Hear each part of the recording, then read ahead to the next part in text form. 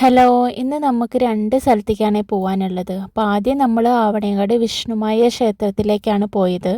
അവിടെ വെള്ളാട്ട് മഹോത്സവം നടക്കുന്നുണ്ട്. അപ്പോൾ അതൊന്ന് കാണാനാണ് ആദ്യം പോയത്. ഞങ്ങൾ പറ്റുമ്പോഴൊക്കെ ഇവിടെ വന്ന് തൊഴുതു പോവാറുണ്ട്. പക്ഷെ ആദ്യമായിട്ടാണ് ഈ ഒരു സമയത്ത് ഇവിടെ വന്ന് കാണുന്നത്.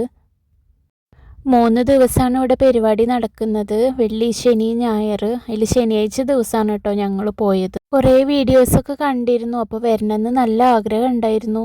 അപ്പോൾ വരാൻ സാധിച്ചു. വീഡിയോസിലൊക്കെ കുറേ കണ്ടിട്ടുണ്ടെങ്കിലും അത് നേരിട്ട് കണ്ടപ്പോൾ നല്ലൊരു സന്തോഷം തോന്നി.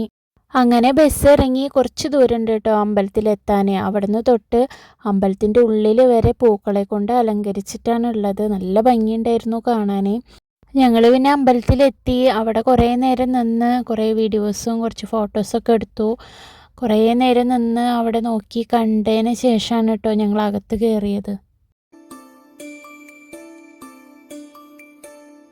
കടലേഴുമായ കൈക്കുമ്പിളാക്കി പുളിയമ്പുള്ളിയിൽ വന്നിരുന്ന് ഒരു കോടി മായം പല കോടി രൂപം ഞൊടിയിൽ മായകൾ കാട്ടിടുന്നു.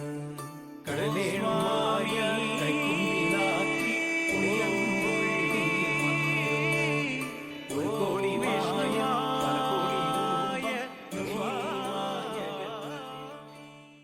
പിന്നെ ഞങ്ങൾ ഉള്ളിൽ കയറി തൊഴുതു.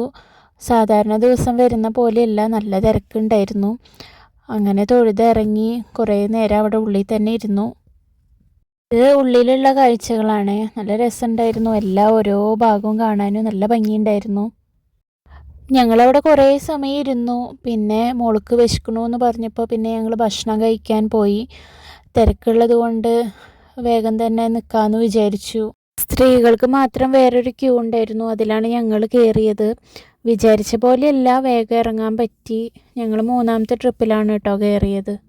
പിന്നെ ഞങ്ങൾ ക്യൂ നിൽക്കുന്നതിൻ്റെ അപ്പുറത്ത് തന്നെ പൂമാലകൾ കുറേ കൂട്ടിയിട്ടിട്ടുണ്ടായിരുന്നു. അപ്പം അത് കാണാൻ പറ്റാണ്ട് എത്തി നോക്കുകയാണ് മോള്. പിന്നെ അതാ ഞങ്ങൾ കയറി, ഞങ്ങൾ ഇരുന്ന് ഭക്ഷണം കഴിച്ചു. പിന്നെ അമ്പലത്തിലത്തെ ഭക്ഷണത്തിനൊരു പ്രത്യേക ടേസ്റ്റ് ഉണ്ടല്ലോ.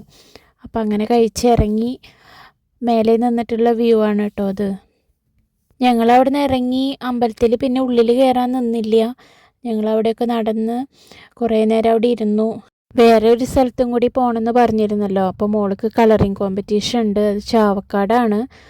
അപ്പോൾ വീട്ടിൽ പോയിട്ട് പോകാനുള്ള സമയം ഉണ്ടാവില്ല. അപ്പോൾ ഞങ്ങൾ ഇവിടുന്ന് നേരെ പോകാമെന്നാണ് വിചാരിച്ചത്. അപ്പോൾ ഒരു 2-2:15 ആകുമ്പോൾ ഇവിടെ നിന്ന് ഇറങ്ങാമെന്ന് വിചാരിച്ചിട്ടാണ് ഇവിടെ കുറച്ച് നേരം ഇരുന്നത്. 4 മണിക്കാണ് അവിടെ എത്തേണ്ടത്. അങ്ങനെ ഞങ്ങൾ ഇവിടെ ഇരുന്നും കുറേ വീഡിയോസും ഫോട്ടോസൊക്കെ എടുത്ത് എല്ലാവരും വരുന്നതും പോകുന്നതൊക്കെ അങ്ങനെ കണ്ടിരുന്നു. അങ്ങനെ സമയമായപ്പോൾ ഞങ്ങൾ അവിടെ നിന്ന് ഇറങ്ങി. ഞങ്ങൾ ചുറ്റും നല്ല തിരക്കുണ്ടായിരുന്നു. പക്ഷെ ഞങ്ങൾ നടന്ന് പോകുമ്പോൾ വഴിയിൽ ആരും ഉണ്ടായിരുന്നില്ല. പിന്നെ അവിടുന്ന് പെട്ടെന്ന് തന്നെ ബസ് കിട്ടി. ഞങ്ങൾ ചാവക്കാട് ഇറങ്ങി.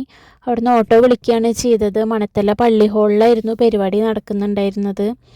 1st, 2nd, 3rd ക്ലാസ്സിലത്തെ കുട്ടികളായിരുന്നു ഈ ഒരു ബാച്ചിലുണ്ടായിരുന്നത്. മോളുടെ ക്ലാസ്സിൽ നിന്ന് ഒരു 10-12 കുട്ടികളുണ്ടായിരുന്നു. അങ്ങനെ അവിടെ കയറി രജിസ്ട്രേഷനൊക്കെ കഴിഞ്ഞു. മോളുടെ ഫ്രണ്ട്സും അവരുടെ പേരൻസൊക്കെ കൂടി ഞങ്ങളവിടെ ഇരുന്നു. പിന്നെ കുട്ടികളെ വിളിച്ച് അവർ കോമ്പറ്റീഷൻ ഹാളിലേക്ക് കൊണ്ടുപോയി. പേരൻസിന് പിന്നെ അവർ പരിപാടി നടത്തുന്നതിനും പരിപാടിനെ കുറിച്ചിട്ടൊക്കെ കുറച്ച് കാര്യങ്ങളൊക്കെ പറഞ്ഞു തന്നു. 1 മണിക്കൂറായിരുന്നു അവിടെ കോമ്പറ്റീഷൻ ഉണ്ടായിരുന്നത്. അത് കഴിഞ്ഞ് ഞങ്ങൾ ഇറങ്ങിയിട്ട് ആരും വരാൻ കൂട്ടാക്കുന്നുണ്ടായിരുന്നില്ല. നല്ല കളിയായിരുന്നു അവിടെ. ലാസ്റ്റ് എല്ലാവരെയും മാറ്റി ഞങ്ങളും അവിടെ നിന്ന് ഇറങ്ങി.